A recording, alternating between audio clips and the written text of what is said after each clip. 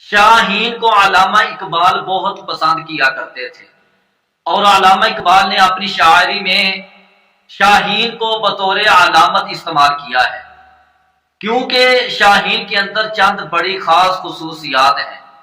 کیونکہ یہ خوددار ہے، شاہین غیرت مند ہے، شاہین اپنا شکار خود کرتا ہے، شاہین خلوت نشین ہے، شاہین اونچی اڑان اڑتا ہے، بلند پرواز کرتا ہے، شاہین آشیانہ نہیں بناتا، شاہین تیز نگاہ رکھتا ہے۔ اسی وجہ سے علامہ اقبال کو شاہین بہت پسند تھا۔ اور آپ کو پتا ہے کہ کوا وہ واحد پرندہ ہے کہ جو شاہین کے راستے میں رکاوٹ پیدا کرنے کی کوشش کرتا ہے۔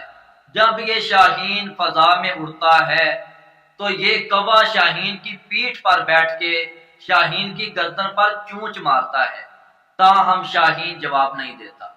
شاہین کوے سے لڑتا نہیں، شاہین کبھی بھی کوے پر اپنا وقت ضائع نہیں کرتا، اپنی توانائی ضائع نہیں کرتا۔ شاہین کیا کرتا ہے؟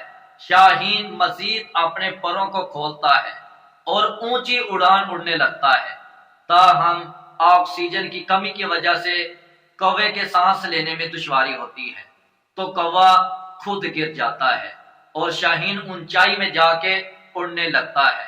یہاں ہمیں کیا سبق ملتا ہے کہ اپنی زندگی میں کوے جیسے لوگوں کی کوئی پرواہ نہ کریں، ان پہ اپنا وقت ضائع نہ کریں، ان کو جواب دینے کی بجائے، ان پر اپنا خلوص وقت ضائع کرنے کی بجائے، ان سے لڑنے کی بجائے آپ شاہین بنیں، اپنی اڑان اونچائی پر لے جائیں۔ یہ کوے جیسے لوگ خود مٹتے چلے جائیں گے، یہ ناکام ہو کر ہی رہیں۔